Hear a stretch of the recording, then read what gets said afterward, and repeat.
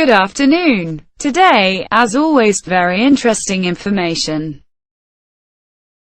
Violating the law appears to be direct. A mean individual needs something and afterward disrupts a lot of norms to get his direction.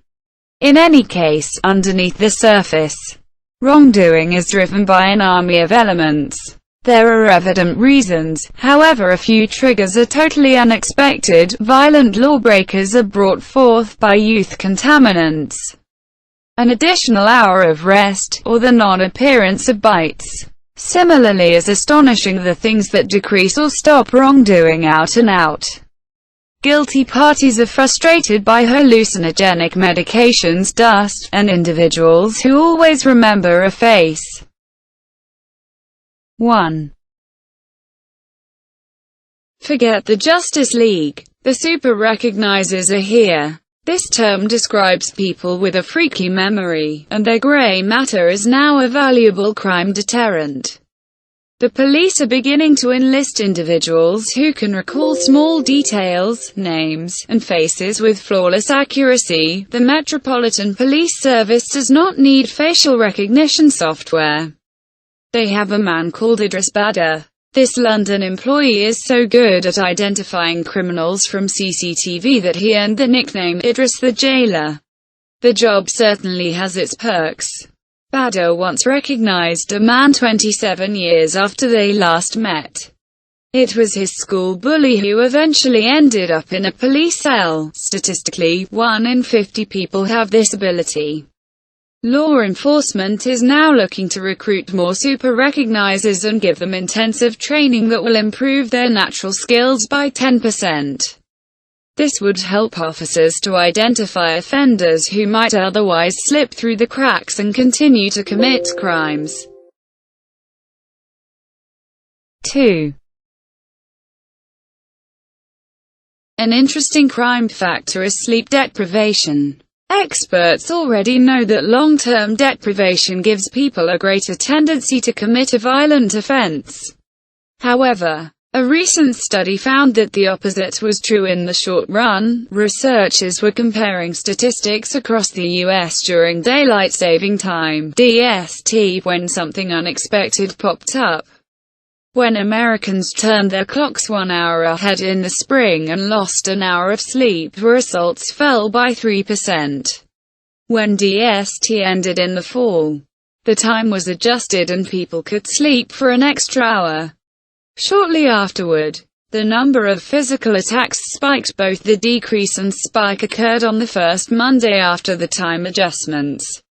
These changes were no longer so obvious a week later. On the one hand, the scientists had a good theory about why losing an hour reduced crime.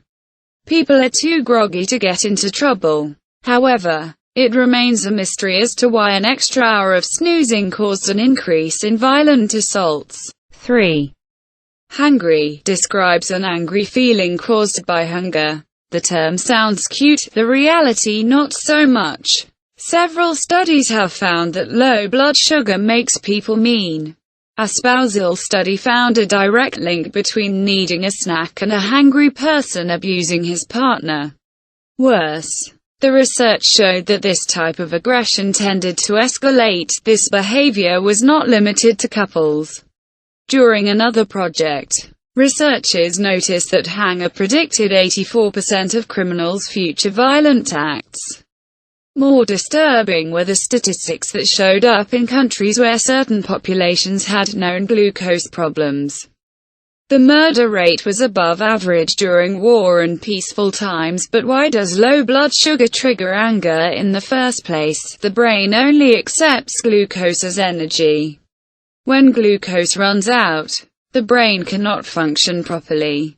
With individuals who are sensitive to the effects of glucose, their self-control degrades into irritability and then rage.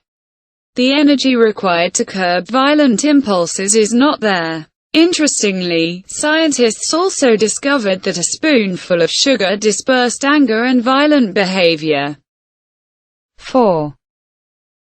Pollen puts a dent in violent crime. This statement is nothing to sneeze at. For some reason, it lowers the statistics by 4%.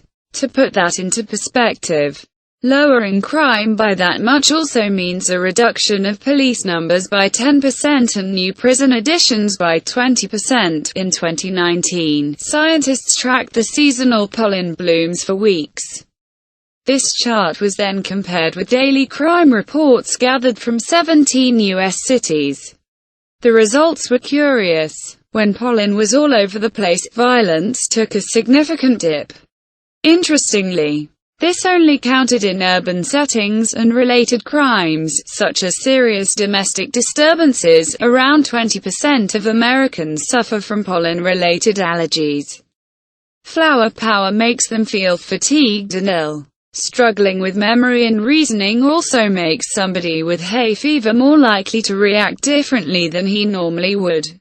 For instance, domestic offenders are less likely to get enraged or physically abusive. Biologically, this makes sense. An altercation carries more personal risk during a time of sickness.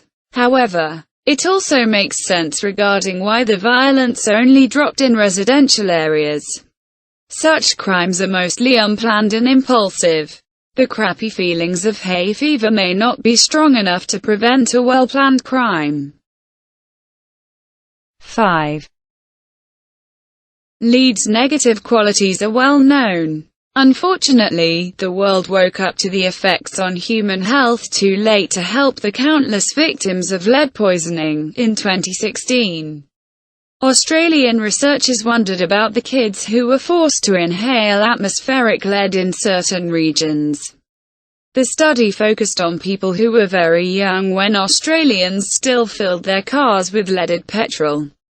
That practice ended in 2002. The team had a hunch that some of the now-grown kids had self-control issues. Lead can cause brain damage and result in poor impulse control, anger, and worse. Unfortunately, the hunch turned out to be correct. There was a strong correlation between offenders who grew up in affected areas and their violent crimes that included fatal assaults. Indeed, the highest crime rates appeared in places with the most lead exposure. Such brutal attacks are mostly viewed as impulsive offenses. This supported the finding that childhood exposure to lead damaged the brain's ability to control behavior during adulthood. Additionally, when the study used lead as a crime predictor, it helped explain 30% of the variance in assault rates 2 decades later. Subscribe to the channel and click on the bell. See you soon, and don't be sick.